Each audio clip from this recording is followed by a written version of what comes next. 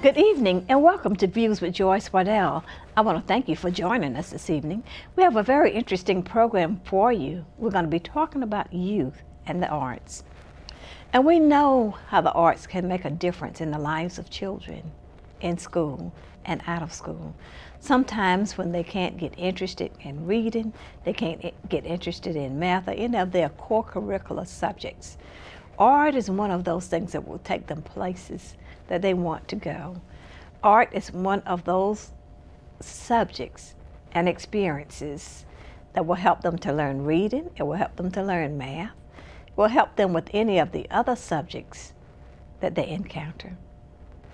One of the principals at a high school said to me that this can be the salvation for a lot of young children who are reluctant to read, slow writers, reluctant to be able to think about mathematics, but the arts as something that they can excel in, as something that they can relate to as they relate to the other subject matter.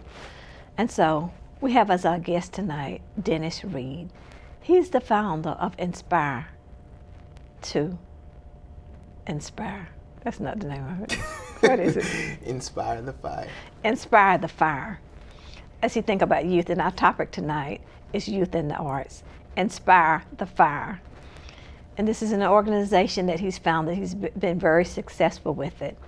As you know, during the month of February, we're focusing on Black history and those things that make our community strong and the people that give so generously of their time and energy to help make the community strong. One of those persons is Dennis Reed, giving of his time and energy because he sees there is a need, and there is a need to help youth to be strong.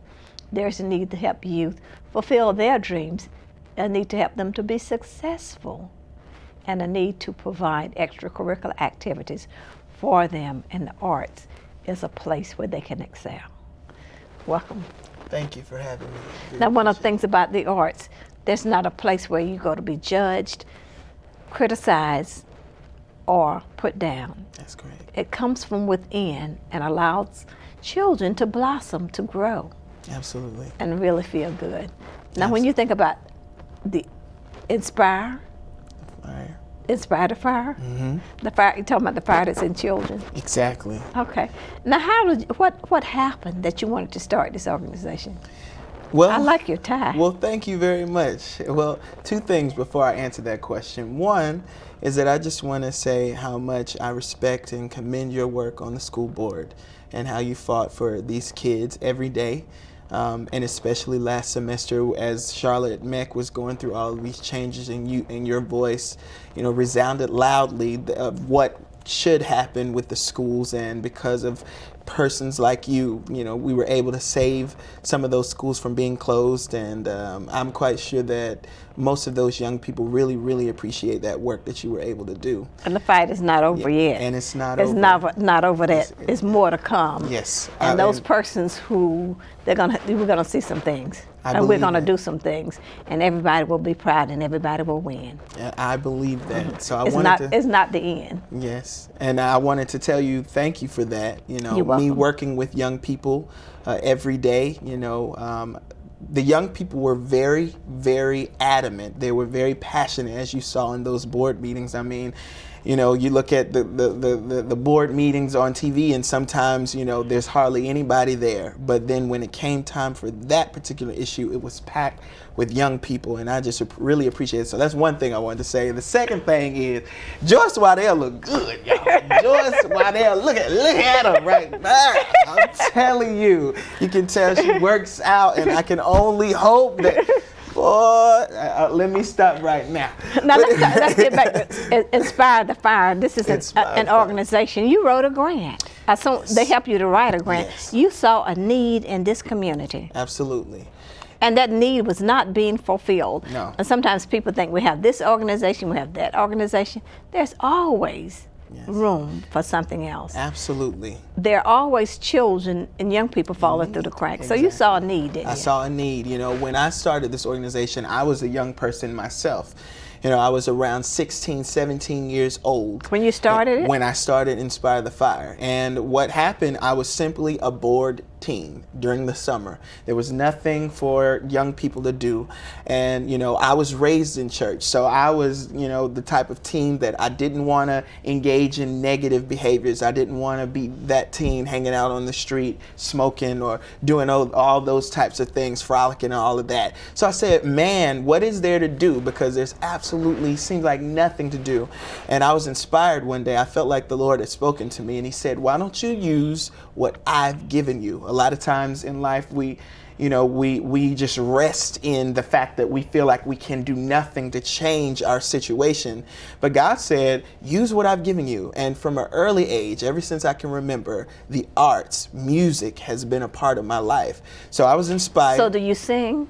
I sing, I write music, I play the piano, I teach. I've been teaching well, you choirs. got to come back and do some of that. And I'll do better. I'll bring some of my young people and we can do it. That is so wonderful. Yes. So that's why I started Inspire the Fire. I said, God, what can we do?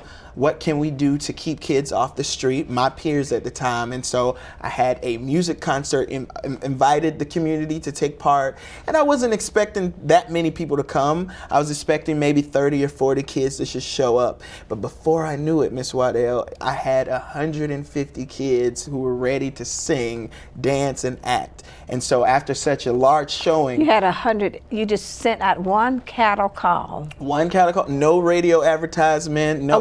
By word of mouth. By word of mouth.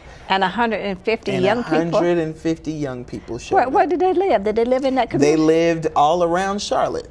And that was the very first time. How did they get there? They got there, well, luckily there were churches that partnered with us. They brought in van loads. Some kids caught the bus. Some kids, you know, they just walked there. I mean, and some that lived in that community, they just, you know, came up. Which community was that? Well, at the time, the first time that we had ITF, it was at Chappelle Memorial Baptist Church off of Bradford Job, Thomasboro, right in that community right there. There is a lot of young people, and that's where Project Lift is going to be doing some things. That's incredible. Mm-hmm. So since then, you know, ITF evolved from just a one event type of situation to now we're doing this year round. And now what has started off as 150 kids, we boast 400 strong in the summer without any help of marketing or anything. The kids talk about it. The kids are passionate about it. Now, where do you meet when you bring these 400 people together? We meet downtown at Spirit Square in the McGlowan Theater. Oh, so you have a nice facility. Well, we meet there. Luckily, yes, we have a nice facility. We meet there during the summer. But when we meet during the year, we're at AT&T, the Plaza building downtown. And luckily, you know, AT&T has been very gracious to us to open up their doors. And so that's where that's where we've been meeting until we can, you know, get our space of our own. Well, you have great community support. You have great support from this business community. So evidently they like what you're doing. Absolutely. And they see it as a success. So at the McGlowan Theater, you bring 400 young people in there. Yes. Are you competing at all with the Freedom School? Have you heard of them? Actually, we're not competing at all. I'm a former employee of the Freedom School, and most of the technical staff at Inspire the Fire were all former employees. We worked for the McCory Family YMCA's Freedom School when they did it about 2 years ago. And actually, because of Freedom School, I mean, after attending that training, after doing Freedom School for a few summers and, you know, during the year, it changed our whole perspective of how to engage kids. We learned so much that we've kept that Freedom School legacy even in what we do with ITF. Have you ever thought about letting yours be a subsidiary of Freedom School where you can get a lot more materials, a lot more resources rather than branch it off for it to be ITF? I mean, I would love it. Unfortunately, we're still in a strong need for sponsorship. And one thing that I've learned, even with dealing with Freedom Schools, is that it does cost something to buy into it and to buy into that franchise. But if that opportunity were ever given to us, we would jump on it. Absolutely. We love Freedom School, and it's still a rock in the heart of what we do. So you were an instructor when y'all 2 years ago down at y'all were downtown at the NASCAR Hall of Fame. Yes. NASCAR Hall of Fame. Yes. That was incredible. Yes. The responses, the children, they brought children all the way from South Carolina. Absolutely. Down at Bennettsville and other little small towns. Absolutely. Hartsville. Mm-hmm. And they were just in awe to see such the city of Charlotte. Exactly. And so, you know, one thing that I appreciate about Freedom Schools that we have engaged is that when you come and you see these kids, you know, during Harambe time, you'll see them up chanting, singing, you know, very excited about, you know, just the songs, and it's like something takes over them, you know, but you know, sometimes in school you see these kids, you know, and if they're up chanting, the teacher's going to tell them to sit down. This ain't the time and the place. But Freedom School kind of takes another approach. We're going to start the year. We're going to start the day on high with an excitement. We're going to get y'all crunk so that you are excited to read. And so that's what we do when we come to ITF. We're going to do our cheers and chants. We're going to do our theme song. If you want to yell and scream, we're going to do this, but know that it's all for a bigger purpose. Now with Freedom, with Inspire the Fire. Yes, ma'am. Is it just the arts, or do you do reading? Now, Freedom School is basically reading. Mm-hmm. And at what point in time, since STEM is such a big thing now, and yes. since there are funds for STEM training, Yes. at what point in time will you do science and mathematics? You can incorporate that into reading, into anything. Absolutely. Well, I tell you this, STEMs, you're right. STEMs is a big thing right now. What we do basically right now is tutorials before we meet with our kids. It's a tutoring program. Yeah, you know, academics is very dear to our hearts. They come every day? No, they don't come. We meet twice a month. With our kids on second and third Saturdays, as well as other performance opportunities that come throughout the year and throughout the week. So do you put on plays? We put on plays, we put on productions, we travel, we perform with the Charlotte Symphony, we've performed with the Singing Christmas Tree. So you do that, you're full-time with IT? I am full-time voluntary, because right now we're at the point where everybody who is on staff at ITF is still doing it on a volunteer basis. We're seeking grants. We're doing all of these things so that this is something that we want to do with our lives. This is something that all of us are passionate about. We want to do it every day. This is what God has asked you to do. Yes. When He asked you to help. Yes. Others to say, I'm my brother's keeper. Exactly. And one thing that I was, you know, talking to one of your technical staff here for the show. I was like, is this your passion?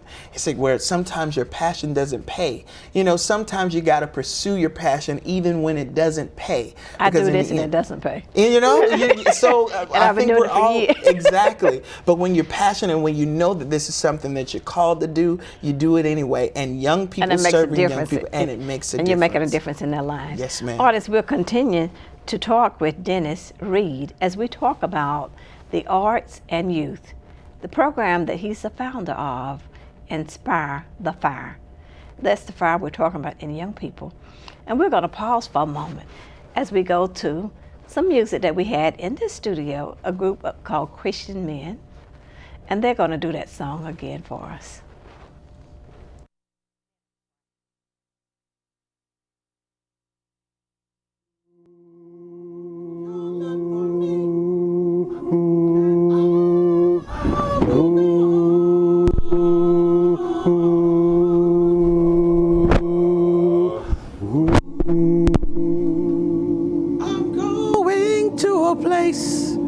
I'll have nothing to do but just walk around heaven all day. When I get to heaven, I'll sing and shout. Nobody will be able to put me out. No, my mother will be waiting, and my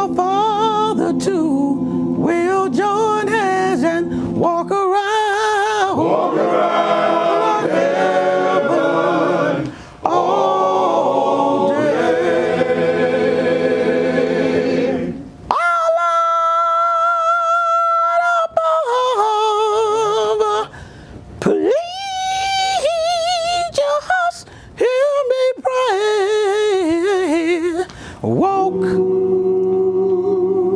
right by my side, Lord. Lord, find my way when my ways are so cloudy, but I need you.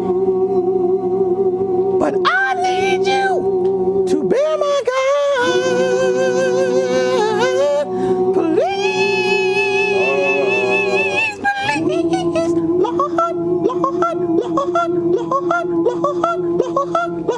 Lord, Lord, Lord, the Sabbath would have no end.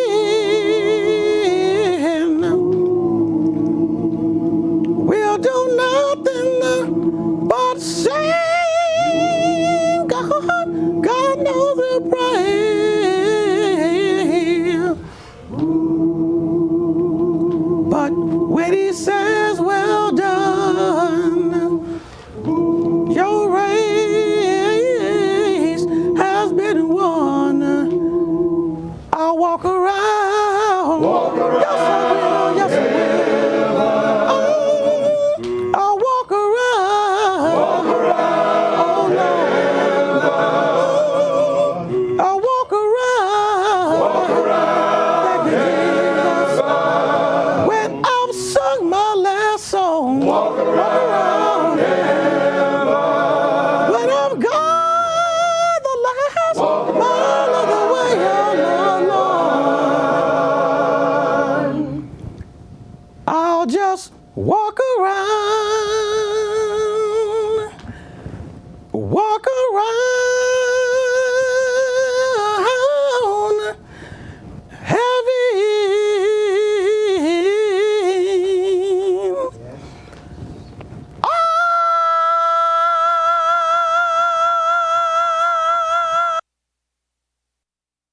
It don't rain. Artists, we're continuing to talk with Dennis Reed. He is the founder of Inspire the Fire, and our topic for tonight is youth and the arts. Dennis was only 16 years old when he was able to gather up more than 150 young people that has grown now to 400 to introduce them to the arts, introduce them to things that they could do in their leisure time so that they weren't out on the streets and playing and doing things that were not contributing to their good health. And he's continuing to do that as a volunteer and continuing to work with young people and help them to see that the arts can make a difference in their lives. Dennis, do you think the schools could do some of the same things that you're doing?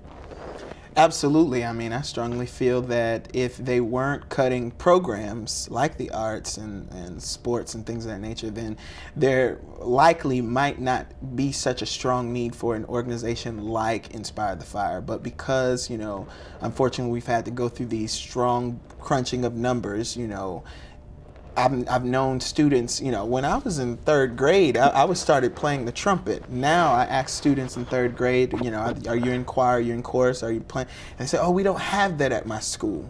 So I feel like the schools can do more to... Is that something that you think Inspire the Fire could do? That's something that they can start doing. Absolutely. Now, do you have the children in parades, when in Christmas parades, do they march and things like that? Absolutely. Well, actually, it's been about 2 years. Normally, we march in the Thanksgiving Day parade. We're normally marching with AT&T. Which is the Christmas parade. Which is the Christmas parade.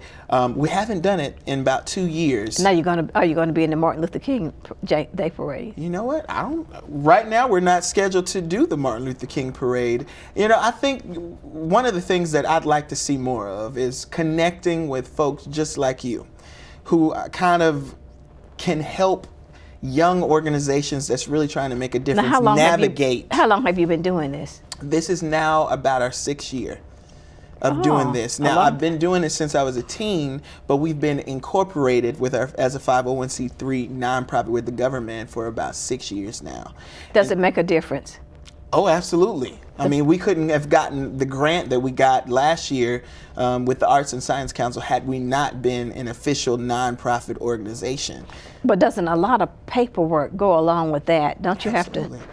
Oh yes, absolutely. I mean, you have to Justify how you're spending your money. You have absolutely. You have to write up every program that you do, Absolutely. every paper clip and everything. Ballpoint pen. And while we're there, let me send a quick shout out to my mom and to my parents. Had it not been for my mom, she was one of the ones, and still is one of the ones. She works as an admin for the organization who helps get us our paperwork in order. She's always on us about keeping that paperwork in order. And so I want to tell my mom, thank you so much for everything that you do and everything that you've done. Now, do you travel with your group? Do you give the children an opportunity to travel, to go to other places to perform? Yes, we travel.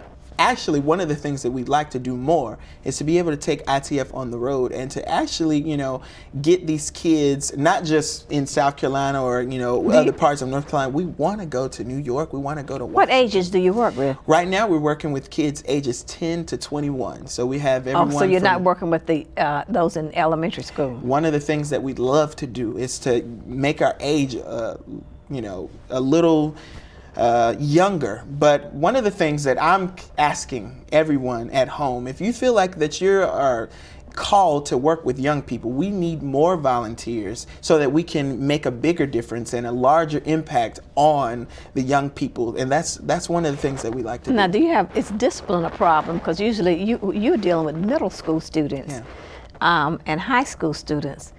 Is discipline a problem? I know when you get that many people, young people together, sometimes they're hard to handle. They have a desire to participate. They have a desire to perform. But then there's so many distractions as they work with each other. I'm going to be honest with you. Discipline is hardly ever a problem in ITF. And I'm not saying that to make our organization look good. But it is in school, isn't it? Well, a lot of them, we tell them, you can't hit the stage with us if you're not academically achieving. Now, of course, we have young people who have problems. We have young people who are in group homes. We have young people who have overcome You work with those who are in group homes? Yeah. Is that your target? Who's your target? Our target demographic are those kids who are basic. I'll tell you, our target demographic is any kid ages 10 to 21. Who want to be a part of what you're doing. Who want to be a part of it is absolutely free. So if a child wanted to be a part of what you're doing, and did they fill an application and audition? They fill out registration information. We ask to meet with their parents or whoever their guardian is, and we get them going as soon as possible. And then they come to McLaughlin Theater the first and third Saturday. No, they'll meet us downtown. If it's during the year, they'll meet us down at the AT&T Plaza building, but they'll meet us at McGlowan during the summer. Every day. Every day. For 6 weeks. You're making up stuff right now. I wish it was 6 weeks. Actually, what we do with them is we put on a huge event called The Experience, and that's a 1 week long event. So that's when everything combines. It's like the perfect storm. Kids come sing, dance, act, step, visual arts, all of that great stuff. That's a week performance. A week performance. Now, what is that called? It's called The Experience, and it's downtown at Spirit Square. But we're meeting with them outside of that 1 week event. We're meeting with them all the time at AT&T Plaza building and taking on performances. Every second and third Saturday. 2 Saturdays in a row. 2 Saturdays in a row. And then that does not include bookings that the kids will get to do performances and other community service things that we do that's required of them. And so when they come on the second and third Saturday, how many kids are coming at a time? Typically, we're averaging about 50 to 75 every time that we meet. Yeah. Is it the same kids or does it? Mostly the same kids. However, they'll bring some friends, and then some will just hear about us, and then they'll come. And so we welcome them. We don't refuse any young person. Now, say if a child came this second Saturday, which is this Saturday, and they filled out an application, what would they be able to do?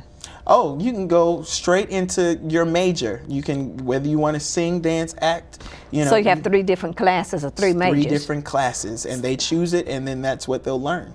Sing, dance. Did you go to community school? You didn't go to Northwest School of the Arts? I did. I'm a graduate of Northwest School of the Arts. I am a product of Northwest School of the Arts. So, okay, because that's their pattern. Absolutely. So, everything in life kind of takes full circle. I've taken, Northwest is was a great school with Dr. Laborde there. I haven't been since then, obviously, but you know, it is embedded in who I am. Okay, I could see that. Shout out to Northwest. Okay, Yes. so on the second, so they would go right into their major. They would either, they'd have to Sing, audition to sing. They don't have to audition, you know. They choose singing, dancing and acting. and acting. And then during the summer, we expanded. You sing, dance, act, do visual arts, or you can do step. So they love step. They love step. I mean, it's about, you should see them when you get 100 kids doing the step. I mean, it is amazing to see. Yes, ma'am. And when you were at Northwest School of the Arts, what was your major? My major was jazz band, and I was a part of the chamber choir, and I took photography. So I was kind of all over the place, but my main thing was the chamber choir and the jazz band. And that was an exciting experience, wasn't it? It was a great experience. I hear from students all the time, and they say Northwest School of the Arts changed their lives. And it really did. You know, when we're talking about youth in the arts, you know, growing up, since I've always been artistic, I've always felt a little strange, especially if other kids weren't musical or weren't artistic like me. So when I went to Northwest, because I went to Northwest as a middle schooler, it was the first time that I was around weirdos just like me. And it didn't feel so weird anymore, so I went there for middle Why to was high it school. weird? Because ordinarily students won't put that much time. Yours was the trumpet. Well, I did trumpet during elementary, but mine became the piano and voice. And so it wasn't weird anymore because you had, I mean, if you're around, I mean, just look at the way I'm dressed right now. Look at my hair. Look at my glasses right now. And think about the way I talk. It's not necessarily your average person. You can tell an artistic person from a mile away. And when you went to Northwest School of the Arts, and when There you were were a lot of people like you. and there were other people just like me. And A that's whole- why it's a so whole a whole school of Glee before there was a Glee on TV. And so you fit right in. So I fit right in. And you were at home there. I was at home, and I was still able to be an individual at the same time. While we were all alike, we all were uniquely ourselves, authentically ourselves. And so that's what we bring to ITF. I mean, you got kids from all walks of life. We got former gang members. We got kids that are in gangs now. And you have your jocks and your geeks and your artistic people, but they all believe in this one thing. Well, why are they in gangs? Why? Yes. That's a good question. You know, when I hear from them. And then, yet they want to be a part of what you're doing. Yeah, that's a good question. You know, when I hear from them, like for instance, you know, we had a situation 2 summers ago where it was 2 guys who came in. They weren't, you know, year participants with us, but Our time is up. our time is up. Well, Thank we'll you for talk being- about it on the next time around. And the next time, and that's when you Yes. bring the kids. And That's when we'll we'll bring the kids. And we'll see some things that you've been teaching them. Yes. We showcase them, the things that they didn't do. Absolutely. Artists, want to thank you for being with us on Views with Joyce Waddell. I want you to tune in again next week for another interesting program. I want to thank this crew and cast that have been with me all day. They're volunteers to make this happen. So tune in again next week for another interesting show. And we're out.